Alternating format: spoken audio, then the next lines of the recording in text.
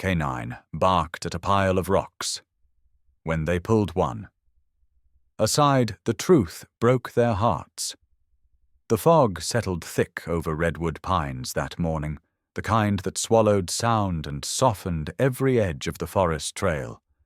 Officer Jason Hale moved quietly beneath the towering pines, boots pressing into damp earth, his breath clouding in the cold air. Beside him trotted Ryder, his German shepherd partner, a solid shape against the grey light. Ryder's ears flicked with every distant rustle, every whisper of wind. He was alert in a way only a working dog could be. Part instinct, part memory, part something deeper. They were searching for a man who had gone missing late the previous night, a local freelance photographer known for wandering too far into the woods for the perfect shot. Most officers assumed he had simply gotten lost or sprained an ankle. Routine stuff for redwood pines. But Ryder didn't believe in routine. Jason noticed it first in the dog's posture. One moment Ryder was moving at a steady pace, nose grazing along the path. The next, he froze mid-step. His muscles locked, tail stiff, breath caught in his chest as if the forest itself had spoken to him. For a heartbeat, everything was still, suspended in the cloak of morning fog. Then Ryder lowered his head, inhaled sharply, and bolted toward a clearing off the path. Jason had barely enough time to tighten his grip on the leash before the shepherd lunged forward like a force of nature. The leash snapped taut, yanking Jason off balance. Leaves and dirt scattered under Ryder's claws. The dog wasn't searching anymore. He was pulling with purpose, digging into the ground as if the earth were hiding something it shouldn't. "Easy, Ryder. What is it?"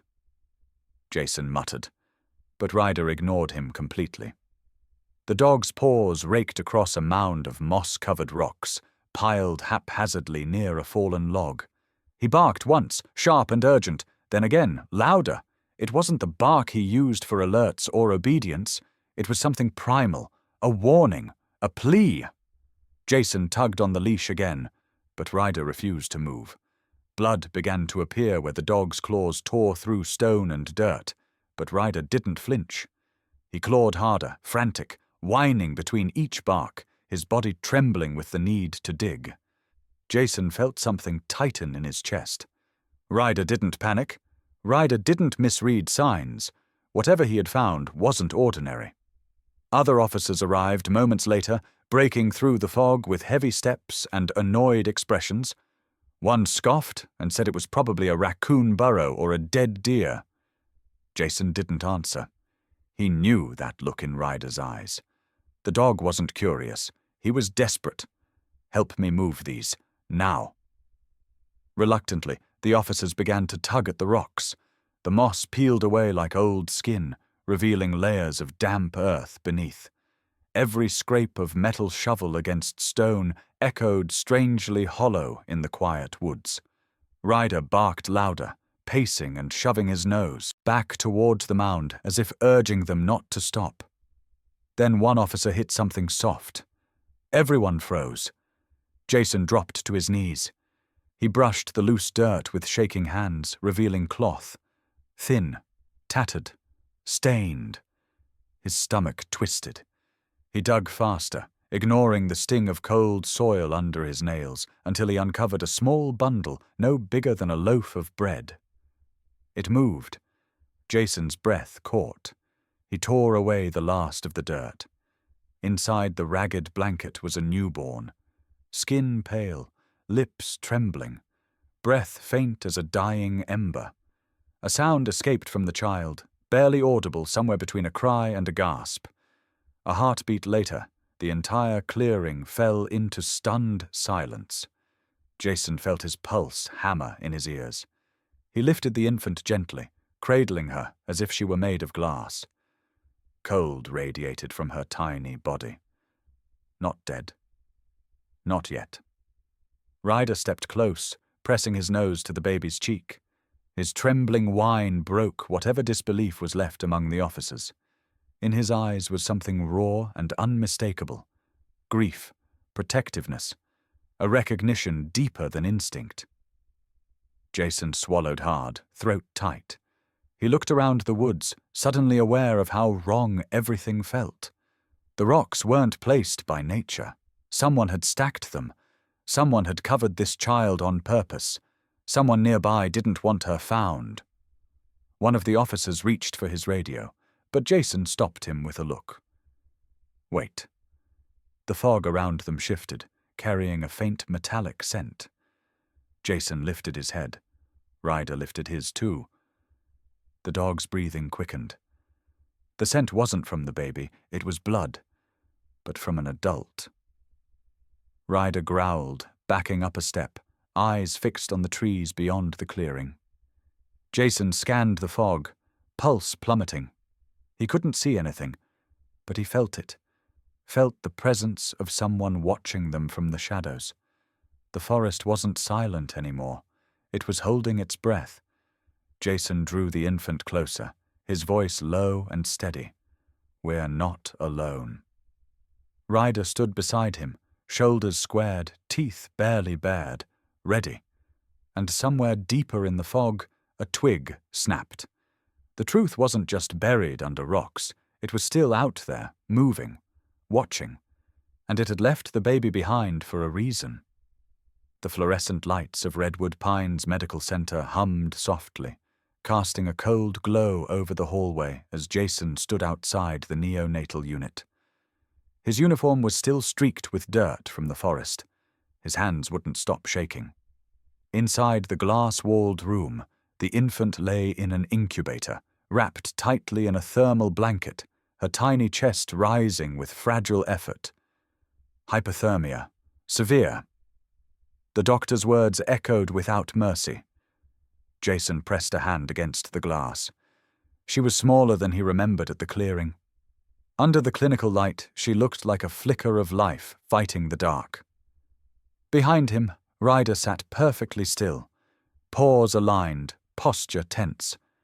Not restless, something heavier, something like guilt. Jason crouched down, running a hand along the shepherd's back. You did good today, buddy. She's alive because of you. But Ryder didn't relax. His ears stayed pinned forward, eyes fixed on the baby with an intensity that made Jason swallow. It was as if the dog saw something beyond the fragile body in the incubator, something buried just beneath the surface of the truth they thought they'd uncovered. The door behind them opened. Dr. Lauren Kim stepped out with a clipboard. Her voice was professional but soft. She's stable for now. Body temperature is coming back up. We don't know how long she was out there, but she's fighting. Jason nodded, though his chest tightened with each word. Any idea who she belongs to? No mother? No ID? No recent births reported in town? Nothing. Dr. Kim looked at Jason with quiet seriousness. Someone didn't just abandon her. They meant for her not to be found. Jason's jaw clenched. Ryder shifted, letting out a low rumble that vibrated through the hallway floor. It wasn't aggression. It was recognition. Dr. Kim hesitated. There's something else. When we washed the blanket she was wrapped in, we found traces of soil mixed with synthetic fibers, like the cloth was torn from a backpack or outdoor gear. This wasn't random. Jason thanked her, though the information gnawed at him. He pressed a palm to the back of his neck, heat rising behind his eyes. Because the moment she said synthetic fibers, something old and buried inside him stirred. A delivery room, a monitor flatlining, a nurse whispering condolences, his wife Emily staring at the ceiling as if she were seeing nothing at all. He had held a child once before, not breathing, not crying, a body without a future. The memory sliced cleaner than any knife could. After that day, their home became a silent battlefield. Emily grew distant. Jason drowned himself in work.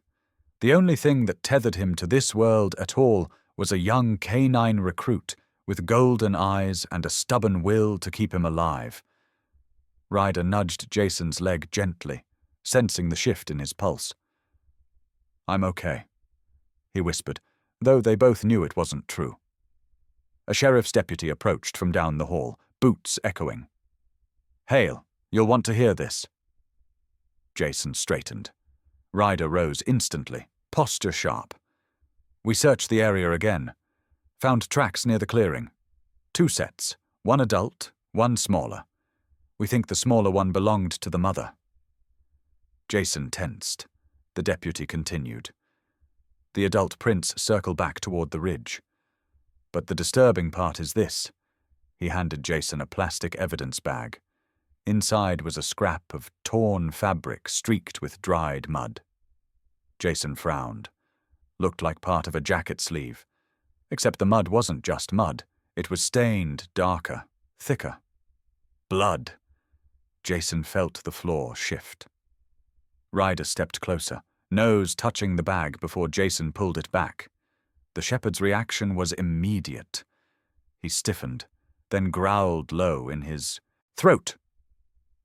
The deputy raised an eyebrow.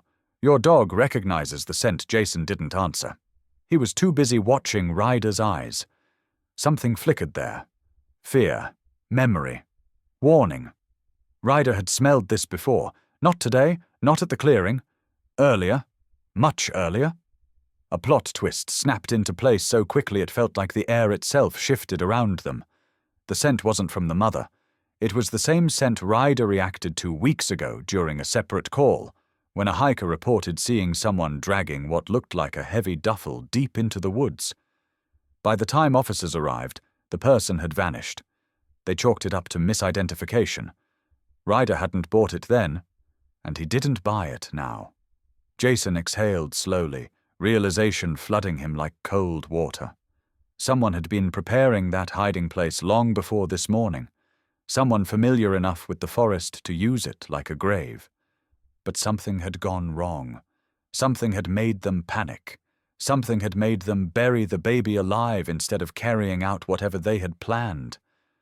Ryder whined, ears lowering, eyes flicking from Jason to the incubator, then back again.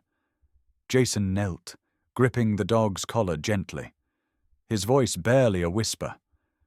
"What did you smell out there, boy?"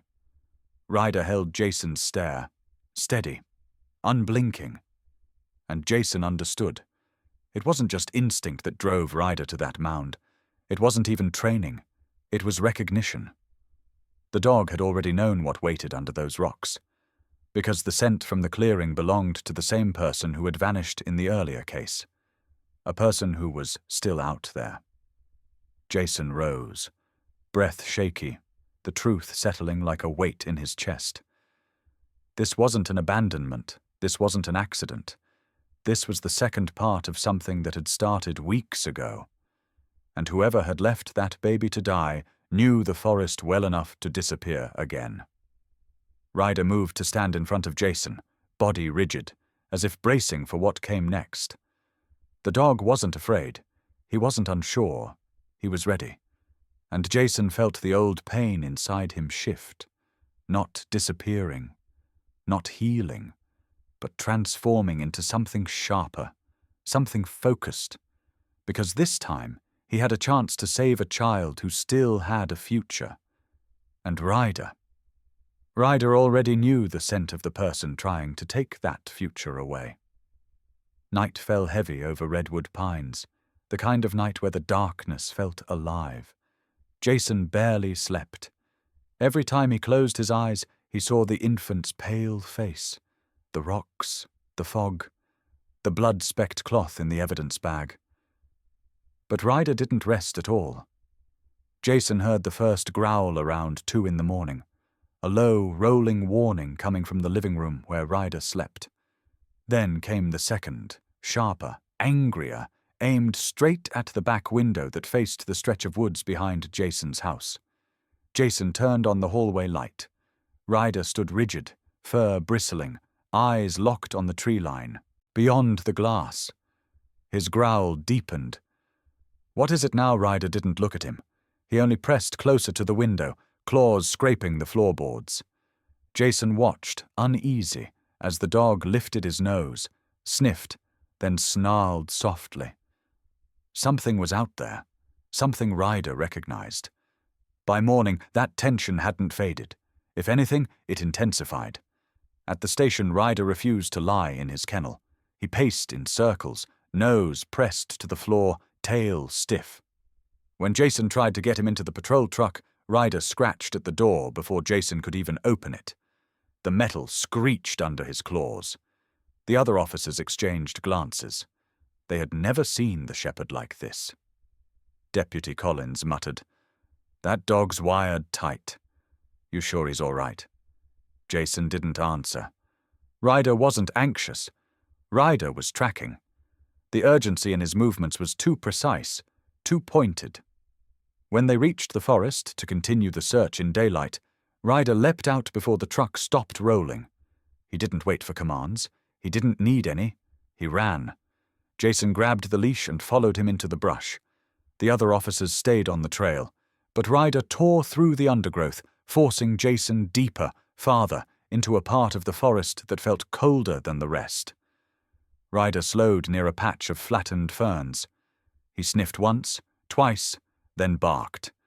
A sharp, echoing burst that made Jason's pulse spike. "What did you find?" Jason pushed through the brush and saw something half hidden beneath the leaves. Small footprints, barely visible, like someone had walked there days before, or hours. They were smaller than the ones near the clearing. Lighter. Jason crouched, touching the edges of the imprint. The mother. The realization tightened his throat. She had been alive when she walked through here. She had been carrying the baby. Ryder moved again, circling the spot, nose glued to the damp ground. Then he veered left, toward a fallen cedar. Jason lifted a branch and caught a glimpse of color. A tiny piece of faded fabric tangled in the bark, blue, frayed, stained at the edges. He picked it up carefully, a scrap from a jacket, women's material, torn violently, as if ripped during a struggle. Ryder barked louder, pacing, his breathing quickened. He circled again, nose sweeping the earth. Jason followed him a few feet and saw something that made his blood run cold. A dark smear on the leaves. Not much, just a streak, but unmistakable. Blood, and not the thin, faint hue of a newborn. This blood was thicker, older, the metallic scent stronger in the cold morning air. Jason's stomach knotted. The mother had been hurt. Badly. Ryder stiffened again. He lowered his head, growling, the sound trembling up his spine. His eyes locked onto the deeper woods, the same direction he had growled towards the night before. Jason took a slow breath. The weight of the forest pressed against him. Ryder, heel. But the shepherd didn't budge. He looked back. At Jason once, a quick, insistent glance, then shot forward. Jason stumbled after him, branches whipping against his jacket. Ryder ran with purpose, cutting through brush until he reached a shallow ravine. He stopped at the edge, barking down into the shadows. Jason slid down the slope, his boots squelched into mud and dead leaves. The air down there was colder, still, too still. Then he saw them, more footprints, adult-sized, heavy, deep, the stride uneven, like someone had been dragging their leg. Jason crouched again. These tracks weren't from the mother. These belonged to someone stronger, someone injured, someone desperate. A chill crawled up his arms. He remembered something the deputy said earlier. The missing photographer had been reported near this ridge 2 nights before. He had gone off-grid. Again. Aggressive temperament. Paranoid. Known to wander alone for hours at night. Rumors of violent outbursts. Ryder barked furiously, snapping Jason back to the present. Something else was here. Something the dog couldn't ignore. Jason scanned the ravine floor and saw a second smear of blood. Darker, larger, dried into the dirt. Next to it, faint imprints of fingers dragged through the mud. Jason felt the breath leave him. This wasn't a simple abandonment. This place was a scene of violence. Someone had fought here. Someone had bled heavily. But before Jason could examine further, Ryder suddenly lunged toward the far side of the ravine, barking with a ferocity Jason had never heard from him. Jason scrambled after him, grabbing the leash. Ryder was staring at a tree trunk. Not at the base. Higher. Much higher. Jason followed the dog's gaze and froze. There, carved into the bark, fresh enough that sap still glistened around the edges, was a symbol. A crude circle crossed by a single jagged line. Jason's heart hammered. He had seen that symbol once before. It was painted on the door of an abandoned cabin months ago, during the missing photographer's last documented argument with hikers. It was his mark, his signature. Ryder growled again, stepping closer, body shaking. Jason swallowed hard. The missing photographer hadn't gone missing. He had been here, and he wasn't running. He had been hunting. Jason knelt beside Ryder, feeling the dogs tremble beneath his hand. You knew, didn't you? You knew this wasn't over. Ryder didn't look away from the carved symbol. This wasn't instinct anymore. This was a warning. Someone was still out there in the trees, watching, waiting. And Ryder had just led them straight into his path. Redwood pines looked different in daylight, but Jason felt none of its usual calm. The forest had taken on a new shape, sharper at the edges, as if hiding a truth waiting to leap out. Ryder walked ahead of him with a rigid focus, nose low, tail straight. Every step said the same thing. This isn't over. At the station briefing, the sheriff introduced a new face to the investigation. Emma Rowe. Young, sharp-eyed, soft-spoken, carrying more determination than her slim frame suggested.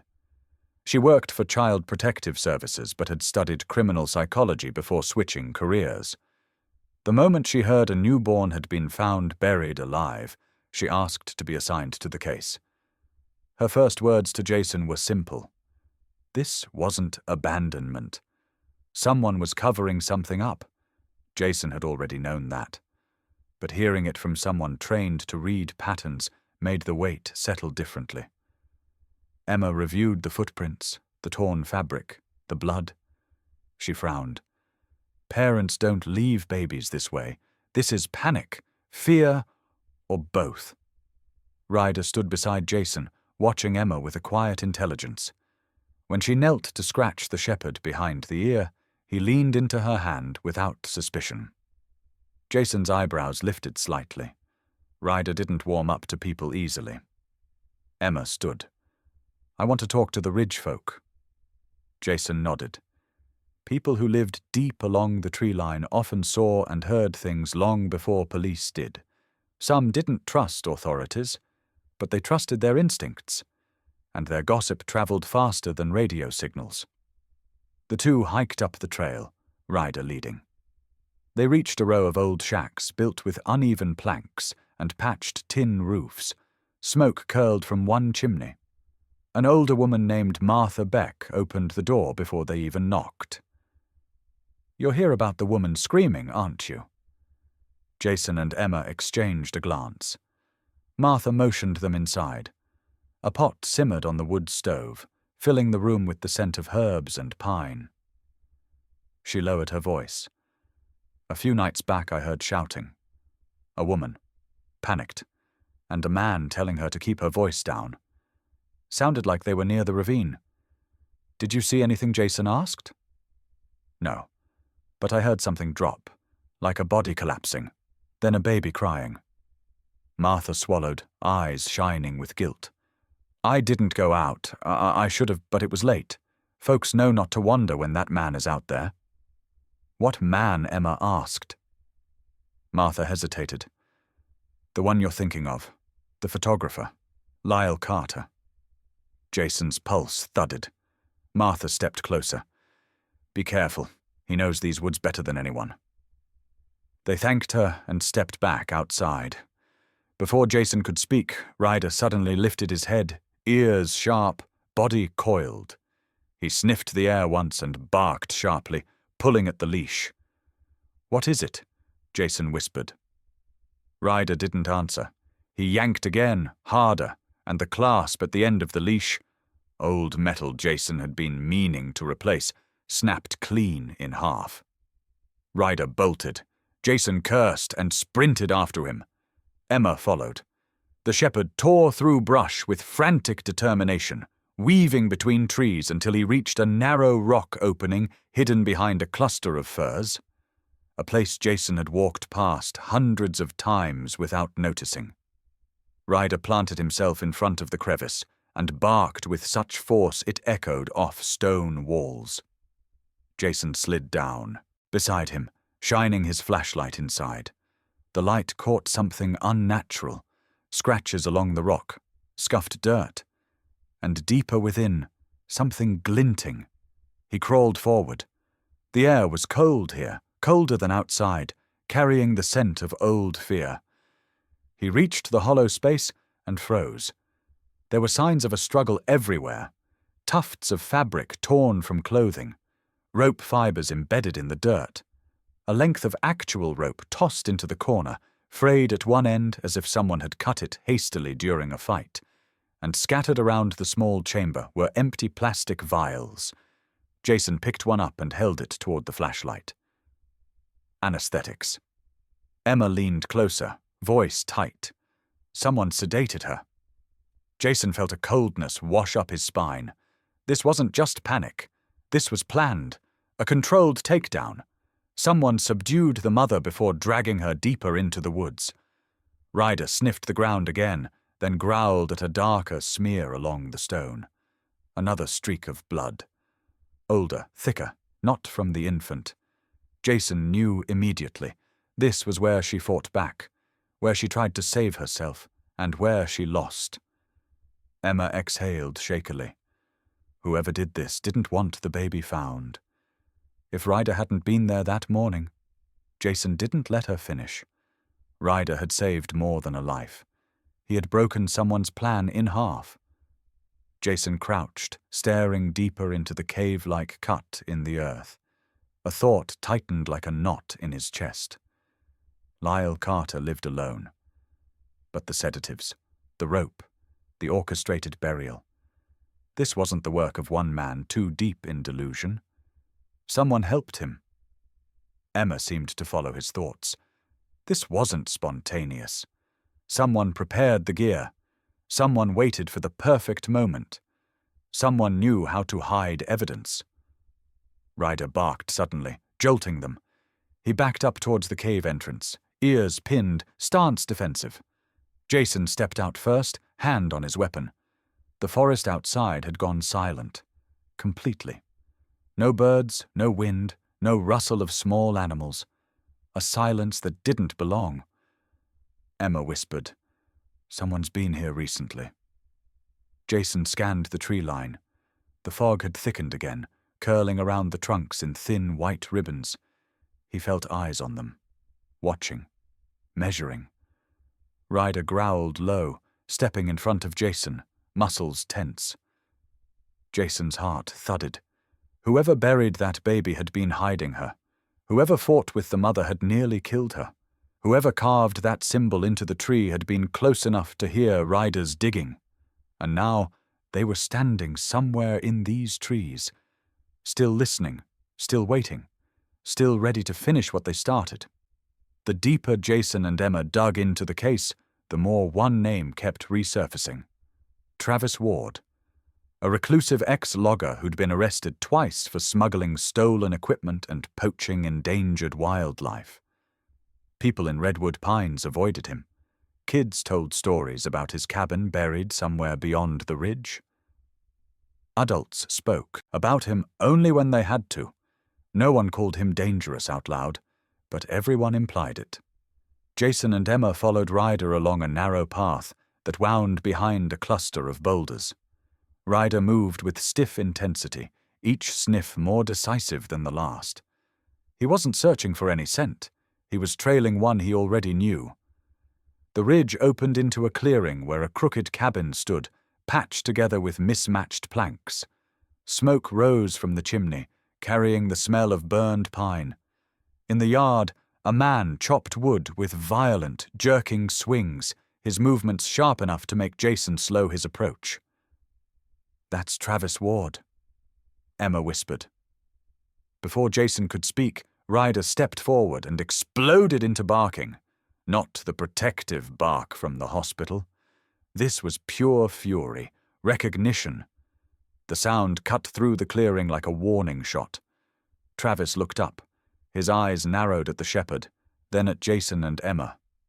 His jaw tightened, and he leaned on the axe handle with a forced calmness. "I didn't call for you folks. What do you want?" Jason kept his voice even. "We found a baby in the woods. Buried. We're talking to anyone who might have been nearby." Travis shrugged with one shoulder. "I heard you dug something up. Nothing to do with me." Ryder lunged forward until the leash went tight, barking so violently the sound bounced off the cabin walls. Jason pulled back hard. "Ryder, heel." But Ryder didn't heel. His entire body pointed at Travis like a compass locked on true north. Jason felt the shift immediately. Ryder wasn't confused. He wasn't mistaken. This was the same reaction he had when he smelled the blood-stained cloth, when he found the carved symbol, when he sensed someone in the fog. Travis watched the dog with a flicker of unease. That mutt needs a chain. Jason stepped closer, letting Ryder's growls fill the silence. "Did you hear anything the night before last?" Travis hesitated. Emma caught it instantly, a small flinch in the eyes, a swallow. A glance over Jason's shoulder toward the tree line. Travis answered too quickly. "No." Emma crossed her arms. "Someone heard a woman screaming. Someone heard a baby crying. And you live closest to that ravine." Travis's hands tightened on the axe handle. "I don't get involved with other people's problems." Ryder barked again, louder than before, pulling Jason sideways. Jason watched Travis carefully. The man wasn't afraid of them, but he was afraid of the dog. Jason nodded towards the woods. "You were out there, weren't you?" Something glinted in Travis's expression. A memory, a mistake, or guilt. "Fine. I heard something. Crying. A woman yelling. But it was dark.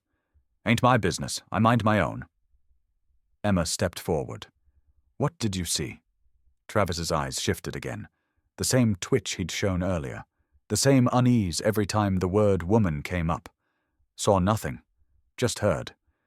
That's all." Jason lowered his voice.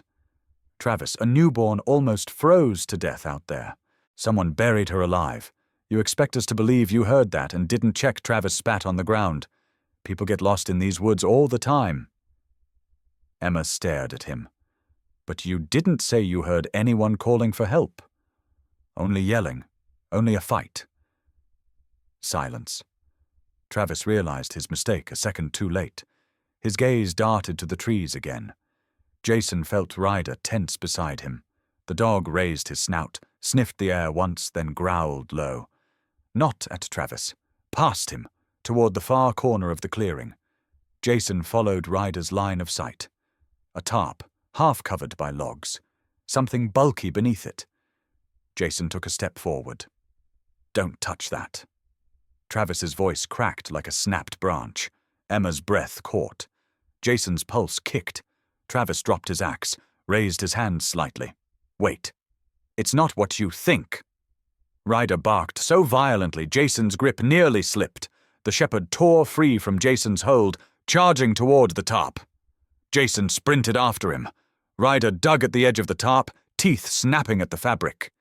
Jason yanked it back. Underneath was a pile of ropes, a torn backpack, mud-stained gloves, and a jacket. Blue. Shredded. The same fabric Jason had found lodged in the fallen cedar. Emma inhaled sharply.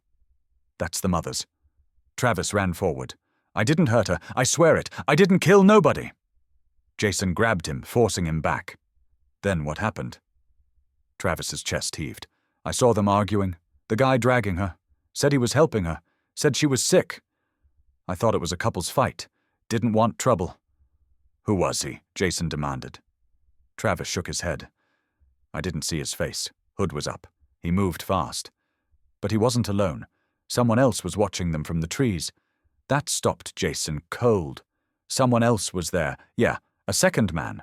I saw him, just standing, watching. Didn't move when she screamed, didn't help. Just watched. Emma whispered, horrified. There were two of them. Travis nodded frantically. I panicked. Went to check later, but the woman was gone.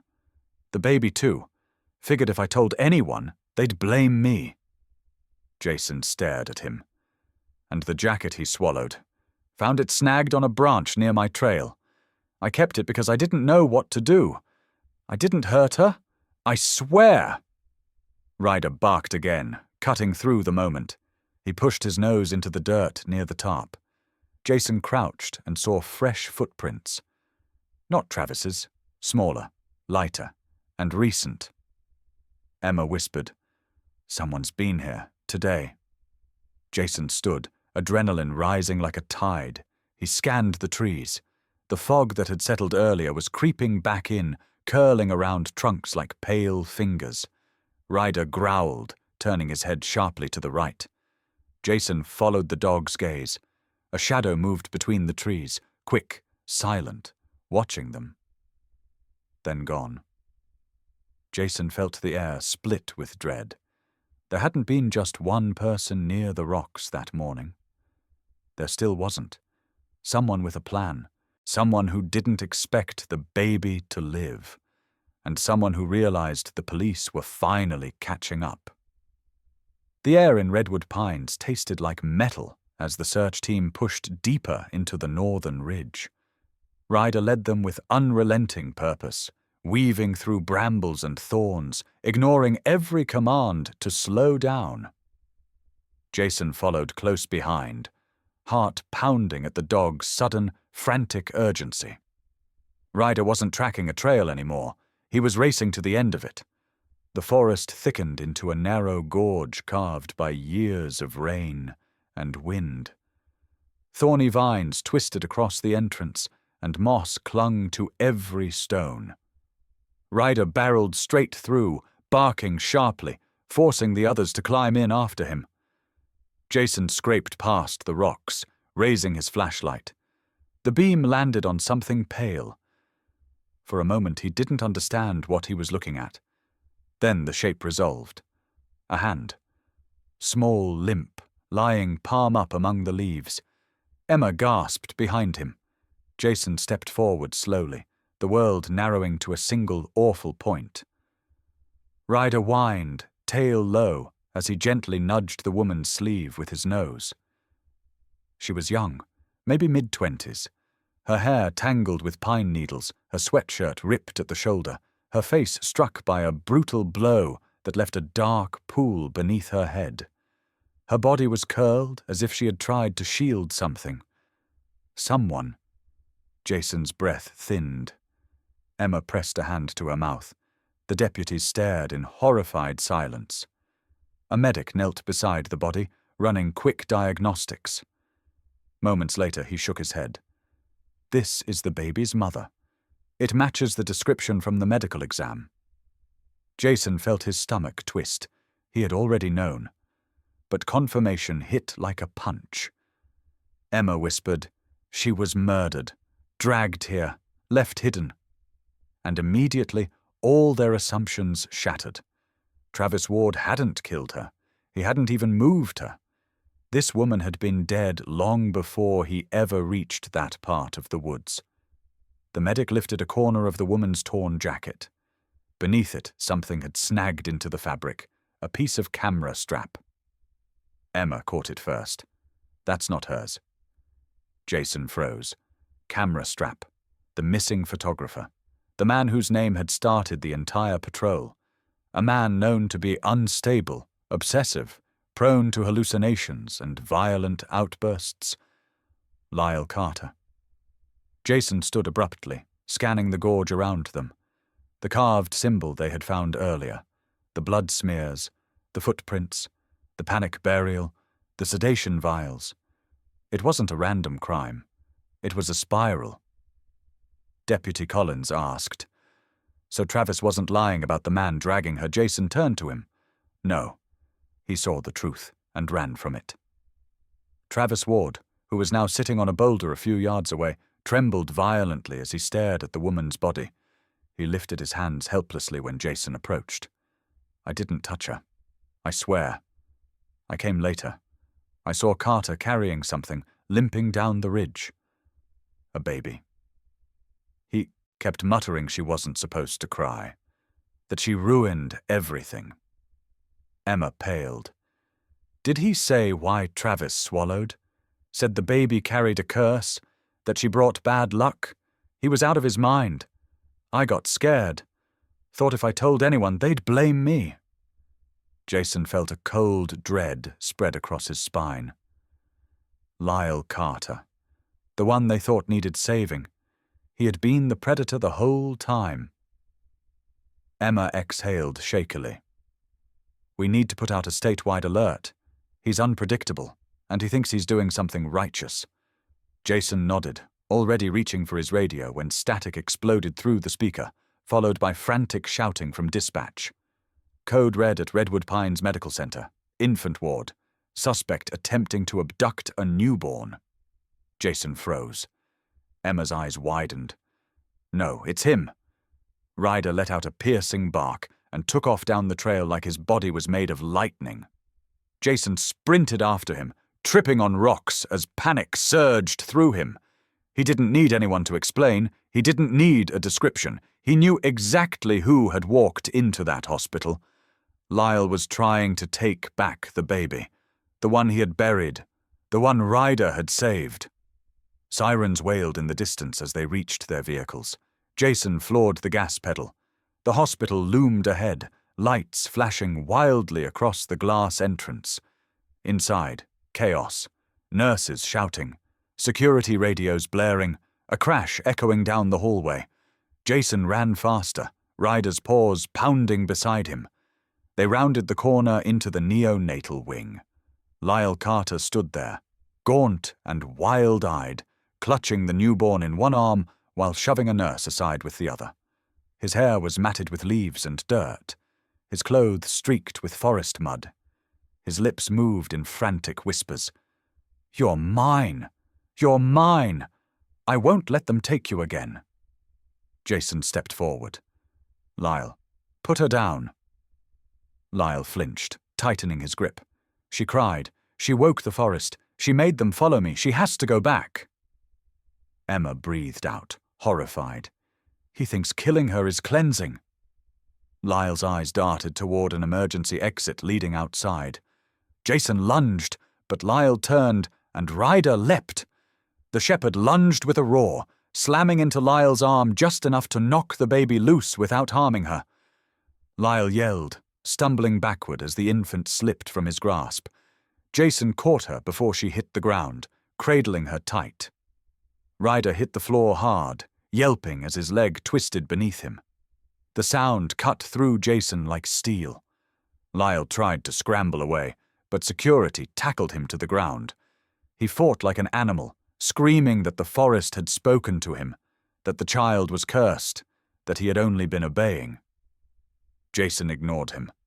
His focus snapped entirely to Ryder.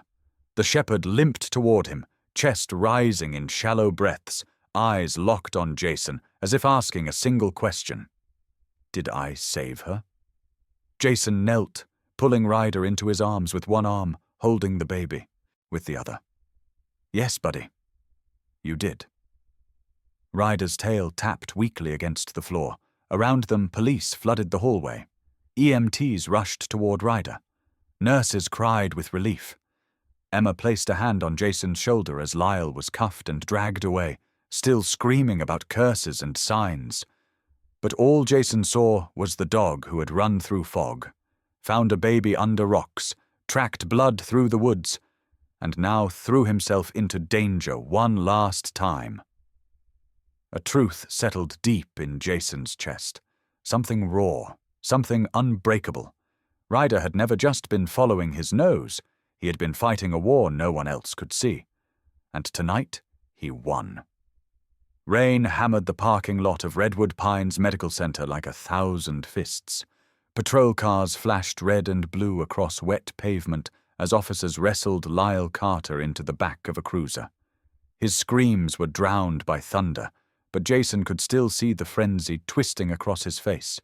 A man lost deep inside his own delusions, convinced he had been chosen to deliver some twisted justice. But tonight, justice had answered back. Lyle was transported to county jail under heavy guard, charged with homicide, attempted murder, kidnapping, and obstruction. The sheriff didn't bother hiding the relief in his voice. After weeks of uncertainty, a predator who had been hiding in their woods was finally in handcuffs. Jason didn't stay for the full processing. He had someone else to check on. Inside the hospital, the hallways felt warmer than usual, filled with the low hum of night shift nurses. The storm's growl outside seemed distant as Jason stepped into the small recovery room. Ryder lay stretched on a padded mat, his injured leg wrapped carefully in a pressure bandage. His chest lifted and fell in steady breaths. The shepherd's eyes were half closed, but when he heard Jason enter, his tail thumped weakly against the blanket. Jason knelt beside him, gently stroking his fur. "You scared me tonight," he whispered. Ryder pressed his nose against Jason's wrist, a soft gesture that cut deeper than words. Jason felt the burn behind his eyes, but blinked it away. He wasn't losing Ryder. Not today. Not after everything. A quiet knock sounded behind him. Emma stepped inside, her hair damp from the rain, her expression tired but softened by something hopeful. "The baby is stable, breathing on her own. Her temperature is normal again."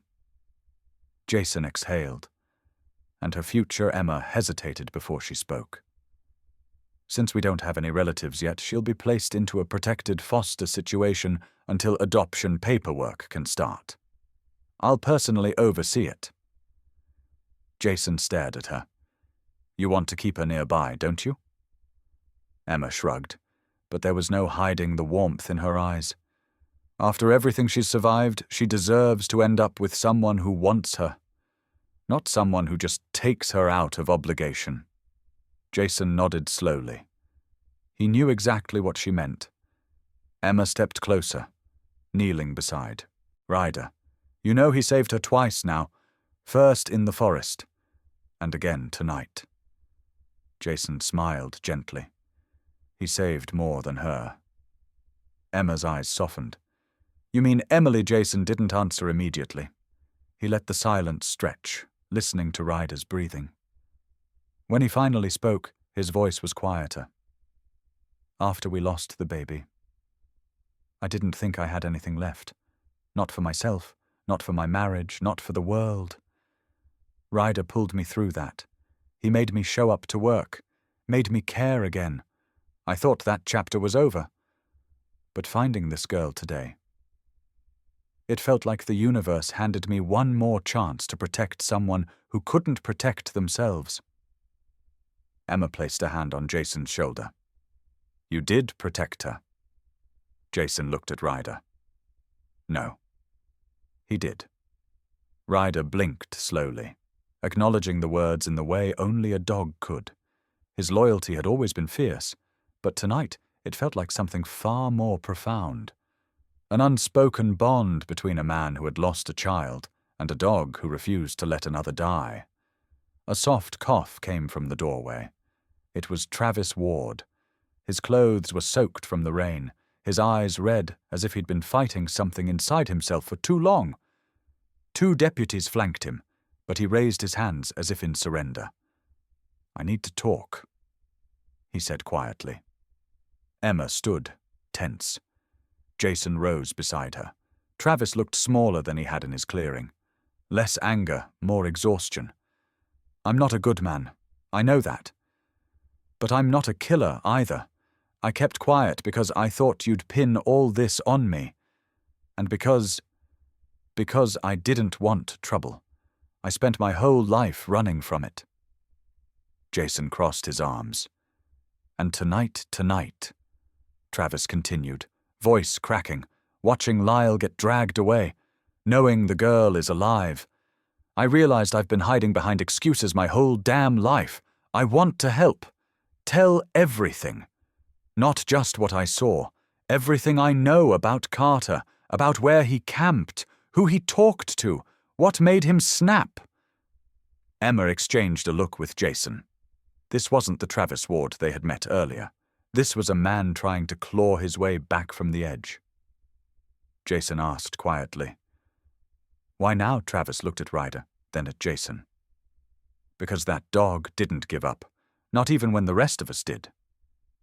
Ryder lifted his head slightly, as if acknowledging the praise.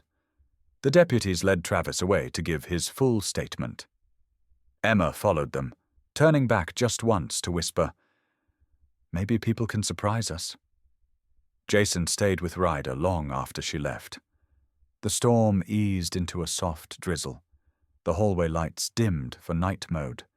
Everything finally calmed. Jason lay a hand on Ryder's chest. The shepherd's heartbeat thumped steady beneath his palm. "You saved me too, you know." Ryder blinked, leaning his head into Jason's arm. It wasn't dramatic or loud, just quiet acceptance. A dog's way of saying he already knew. For the first time in years, Jason felt something loosen inside him. A tightness he had, carried since the delivery room, since the stillness of that night. Ryder had filled that broken place with purpose again. And now, a fragile newborn, one who had fought harder than anyone expected, was breathing because of him, because of them. Outside, the rain washed the last of the storm from the sky. Inside, Jason felt something he hadn't felt in a long time. Not relief, not victory, healing. A year later, redwood pines breathed easier. Spring sunlight stretched across the forest, sliding through the tall pines and warming the trail where Jason now stood. The air smelled of thawed earth and new beginnings. Families wandered the newly reopened path, children pointing toward songbirds and squirrels, hikers packing lunches in their backpacks. Near the entrance stood a small wooden memorial, a simple plaque carved with care, in memory of the mother who fought until her last breath. Found, honored, never forgotten. Fresh flowers rested beneath it. Someone visited often. Jason stepped back from the plaque, Ryder sitting alert at his side, watching the people passing with calm intelligence. The shepherd had recovered fully from his leg injury, though a faint scar still cut beneath his fur. It didn't slow him. If anything, it made him stronger, a survivor in more ways than one. The town had changed after the investigation ended. Redwood Pines took its safety more seriously. Trails were monitored, community programs expanded, and Jason, with Ryder always beside him, had begun volunteering to teach wilderness safety and missing person protocol. Kids loved it. They listened to Jason halfway. They listened to Ryder completely. On this particular morning, a group of elementary students gathered around him near the trailhead. Ryder lay in the grass, eyes bright. Jason held up a bright orange whistle. "If you ever get lost, this is your best friend. Loud, simple, helps rescuers find you fast." A boy raised his hand. "But what if a bear shows up?" Jason smiled. "That's when you take a deep breath, stay calm, and remember that bears usually don't want to bother you. But if one ever gets too close, you wave your arms, make noise, and back away slow." Another girl whispered, "Ryder would save us, right?" Jason glanced at the dog. "Absolutely. He'd find you before anyone else." Ryder thumped his tail, accepting the praise. Behind the group, someone called Jason's name. Emma walked toward them, pushing a stroller along the trail. The little girl inside sat upright, clapping her small hands as soon as she saw Ryder. Her giggle carried through the clearing. Hope Rowe, a year older, healthy, full of life. Emma smiled warmly. She couldn't wait to come see you two. Wouldn't stop kicking until we left the house. Hope reached out her hands, eyes wide for Ryder. Jason nodded for the shepherd to move closer. Ryder approached with gentle confidence, lowering his head so she could touch him. Hope's fingers sank into his fur, small and trusting. Ryder stayed, perfectly still, as if he understood exactly how fragile she had once been. Emma knelt next to Jason. Hard to believe it's been a year. Jason watched Hope, memory flickering painfully yet softly through him. I think about that morning every time I walk this trail. Emma nodded. Me too. Jason studied her for a moment. She looked different, softer around the edges, stronger. Becoming a parent had changed her in ways she probably didn't realize yet. Hope squealed suddenly, tugging at Ryder's ear. The shepherd looked up, offended for half a second before nudging her gently in return. Jason laughed quietly. She loves him. Emma shrugged with a smile. He's her hero. Jason's smile faded into something more reflective. He saved her life. Twice. Emma nodded. And your life too. Jason didn't argue. It was true. Losing his own child had carved a hole in him so deep he thought he would never climb out again.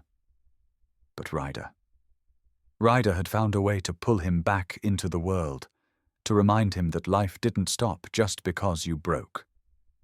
A breeze brushed through the trees, carrying the scent of pine and distant river water. Jason looked out at the forest, now more peaceful than he had ever seen it. He no longer felt the old weight pressing on his chest, no longer woke up bracing for loss, no longer avoided the parts of town that reminded him of what he and Emily had lost. Life hadn't given him a replacement. It had given him renewal. Travis Ward became part of that renewal as well. In an unexpected turn, he had taken a plea deal and was serving time, but he spent his days cooperating fully with investigators. He even helped rangers identify illegal camps used by Lyle Carter during his spirals into the forest. It didn't excuse what Travis had hidden, but it was something resembling redemption. As Jason watched Hope pat Ryder's head, something stirred in him. Not grief, not longing. Peace. Emma stood and adjusted the stroller. I'll bring her to the safety class next Saturday, if that's okay. She likes the outdoors, and she loves having Ryder around. We'll be here, Jason said. Emma hesitated, then touched Jason's arm lightly. You really did save us, you know. Not just her. Me too. I think I needed something to fight for again. Jason looked at her hand, then at her. Maybe we both did. Ryder barked once, interrupting the quiet moment as if reminding them he was the central figure in this story. Hope laughed and clapped her hands, delighted. Jason grinned. He thinks the applause is for him. Emma rolled her eyes. It usually is. They shared a soft laugh. The group of kids called for Ryder again, wanting him to demonstrate the tracking game. Jason nodded, and Ryder trotted toward them proudly, tail wagging. Emma watched the dog, her expression warm. He's more than a canine. He's a miracle. Jason swallowed around the knot forming in his throat. Yeah, he is. As Ryder circled the group, children running around him in excited loops, Jason felt a rare feeling settle inside him. Belonging. Redwood pines had given him pain, then purpose, then healing. He had no idea what the next year would bring, but for the first time in a long time, he wasn't afraid of the future. He was ready for it. The morning sun pooled over redwood pines like melted gold as Jason pulled into the small community center parking lot. The lot buzzed with quiet activity. A few kids practicing bicycle safety drills, a ranger unloading trail signs, and Ryder, ever alert, trotting beside Jason with a sense of purpose that never faded. Inside, a young woman waited near the entrance, a camera bag slung over her shoulder and a notebook hugged to her chest. She looked barely out of college, but her posture carried the earnest focus of someone who had come for something important. You must be Officer Hale, she said, offering a firm handshake. I'm Marissa Doyle. I'm working on a feature called The Ryder Case. Thanks for agreeing to meet with me. Jason smiled politely. I'm glad the department approved it, though I should say Ryder's the real star. Marissa's eyes shifted to the shepherd, who had immediately fixed her with a calm, assessing gaze. She gave a soft laugh. He's even more impressive in person. Jason led her to a sunlit bench outside the center. The forest framed the background so cleanly that it felt staged, almost cinematic. Ryder sat between them, head high, ears forward, ready for whatever came next. Marissa clicked on her recorder. I want to start with the beginning. The morning you found the infant in the forest. From your perspective, what made Ryder stop at that pile of rocks? Jason looked toward the line of pines, letting his thoughts settle. It wasn't training. It wasn't protocol. He just knew. Some dogs track scents. Ryder tracks intention. When someone's in danger, something changes in him. His whole body goes sharp, focused, determined. And that day, Jason exhaled slowly. That day, he was the only one who realized someone needed saving. Marissa studied him carefully. So you're saying the decision to dig wasn't something you commanded? Jason shook his head. No one told him to do anything. He pulled all of us toward that spot like he already understood what was buried there. Ryder seemed to straighten when he heard that, as though the memory was stirring inside him too. Marissa leaned forward, her voice softening. Most officers I talk to lean heavily on procedure and equipment. But you're describing something different, something almost emotional. Jason smiled faintly. Ryder's more than a tool, more than a partner. There were moments in my life when I couldn't see past my own grief. Times I didn't think I'd keep going. He saw through me, pulled me forward, found what I couldn't. Marissa paused, almost surprised by the weight in his words. She glanced at Ryder again, and something in her expression shifted. Respect. Awe, maybe. Before she could ask her next question, the community center door opened and Emma stepped out, carrying a tiny bundle on her hip. Hope, 1-year-old now, healthy and bright-eyed, with soft, dark curls that framed her small face.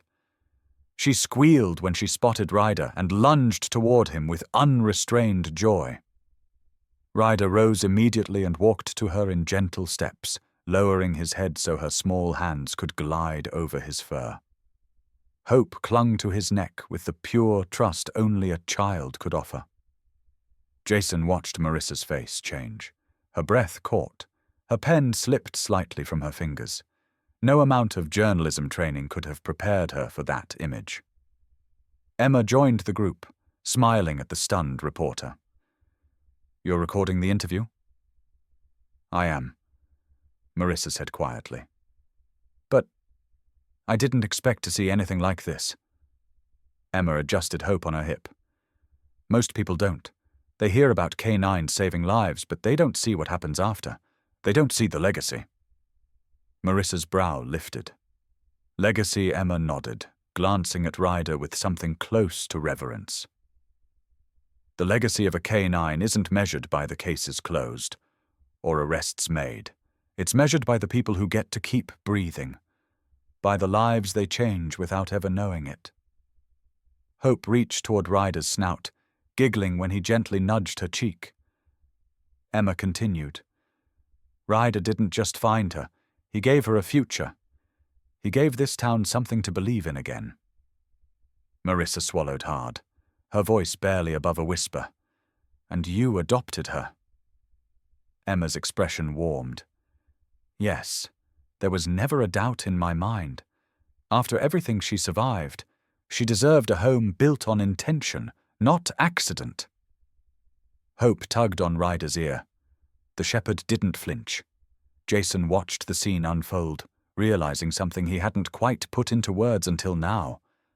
Ryder hadn't simply saved Hope's life. He had anchored hers, connected her to people who would protect her, guide her, teach her to trust a world that had once buried her. Marissa cleared her throat softly. Officer Hale. When people read your story, what do you want them to remember about Ryder? Jason looked down at his partner. Ryder looked back with eyes that held an ocean of understanding. Not the confrontation. Not the arrest. Not the crime scene. I want them to remember that sometimes the truest instinct in the world comes from a creature that doesn't need words to understand suffering. Ryder didn't bark for attention. He barked because someone was dying, and he refused to let her die alone. Marissa blinked rapidly, fighting off tears. She reached out to touch Ryder's shoulder, hesitant at first. He leaned into her hand, offering trust freely. Emma rocked Hope gently as she whispered, "That's the part the world forgets. Heroes aren't always loud. Sometimes they're quiet and patient.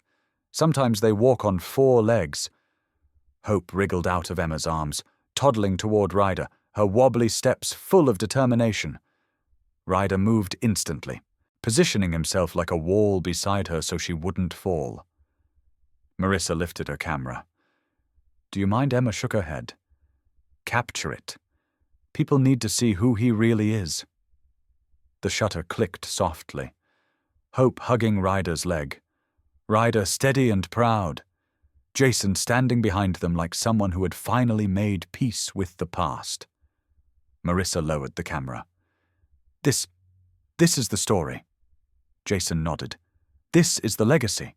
Not a case file, not a headline, but a life saved and another rebuilt. All because one dog refused to ignore a cry no one else could hear. And somewhere deep in the forest, where the trail had once held only silence and loss, the wind moved gently through the trees. A reminder that some stories never really end. They continue in the lives touched by one act of courage, one heartbeat refusing to give up." Ryder stood taller, proud, knowing, as though he understood the weight of everything that had come from that single bark in the fog. The ribbon fluttered in the mountain breeze as the crowd gathered outside the new Ryder Rescue and Training Center. The building stood at the edge of redwood pines, built out of timber and stone, blending naturally into the forest that had shaped every chapter of Jason Hale's life. Colorful banners hung across the entrance, and a small brass plaque bore the name of the center above an engraved silhouette of a German shepherd.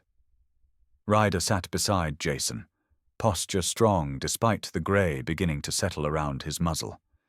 Age had softened his stride, but not his spirit. His eyes, steady, sharp, and impossibly aware, watched the gathering with the quiet confidence of someone who had earned his place in the world. Children familiar with the story whispered excitedly from the front row. Some pointed at Ryder with awe, nudging their parents to lift them higher for a better view. A few held small wooden whistles, the same ones Jason used in his wilderness safety classes. And Hope Rowe, now toddling easily on her own, clapped her hands the moment she spotted Ryder, calling his name in a soft, delighted voice. Jason moved to the podium, with Ryder settling at his heel. Emma held Hope close, standing beside the board members and local officials who had supported the center's creation. The mayor gave a brief speech about community safety and wilderness preparedness, but everyone was waiting for Jason. A young reporter stepped forward as soon as the microphone opened. "Officer Hale, one question before the ceremony begins. Why did you keep Ryder with you through everything? Most handlers transfer their dogs once they retire. Why didn't you?" Jason rested a hand on Ryder's head. Ryder leaned gently into the touch, his tail sweeping the ground once before settling again. "Why did I keep him?" Jason repeated softly, almost to himself. Then he lifted his gaze to the camera. He didn't just find the child. He found the truth we were too afraid to face. He saw what none of us could see that day, and, somehow, he saved me too. A hush fell over the crowd. Even the wind seemed to pause. Jason let the silence breathe, then turned fully toward the lens. "What's your story with a loyal pet?" The reporter lowered the microphone slowly, visibly moved. From the crowd, Hope wriggled free from Emma's arms and toddled toward Ryder with fearless joy. Ryder rose to meet her, lowering his head so she could wrap her small arms around his neck. Cameras clicked. A few people wiped their eyes. The moment was simple and perfect. Jason watched them, a smile tugging at the corner of his mouth. The kind of smile that belonged to someone who had finally stepped out of the shadows of grief and into a life rebuilt one breath at a time. Behind them, inside the center, were rooms designed for search and rescue training, therapy sessions for K9 veterans, and outdoor tracking courses modeled after the forest terrain where Ryder had once saved a life. And perhaps even more importantly, there was a small memorial corner honoring all the K9s who had served Redwood County over the decades. This place wasn't just a building. It was a promise. Emma stepped beside Jason, her voice gentle. You know, none of this would exist without him. Jason nodded. I know. Hope tugged on Ryder's ear, and the shepherd responded by nudging her softly, guiding her back toward safety as another gust of wind pushed through the clearing. Jason glanced toward the trees lining the trail entrance. Redwood pines stood unchanged, ancient and patient, as if still guarding the memories buried beneath its moss and shadows. He spoke quietly, mostly to himself. That forest gave me my life back.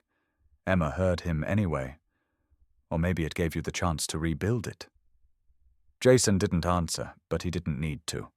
The ribbon-cutting ceremony followed. Applause filled the air.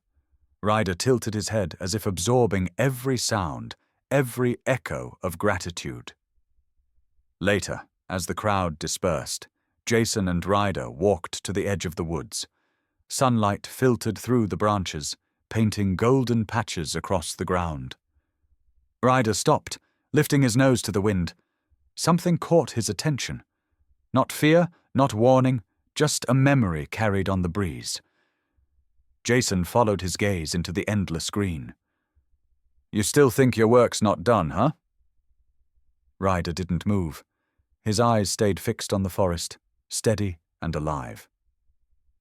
Jason knelt beside him. Whatever you're looking for, we'll face it together. Ryder finally turned towards him, bumping Jason's shoulder with his muzzle as if in agreement. And then, with the forest stretching behind them and the new rescue center humming with hope, Jason felt the final truth settle deep inside him. Heroes don't retire. Not really. Not when their legacy keeps walking beside them. The wind whispered through the trees. Ryder lifted his head, alert, as though listening. The story wasn't over. Not yet. And as long as there were people who needed saving, the spirit of a loyal German shepherd would keep moving through the world. Quiet, watchful, and brave. If this story touched you, if Ryder reminded you of someone you loved, someone who stood by you when no one else did, support the channel, share your story, and help keep the legacy of our loyal German shepherd heroes alive.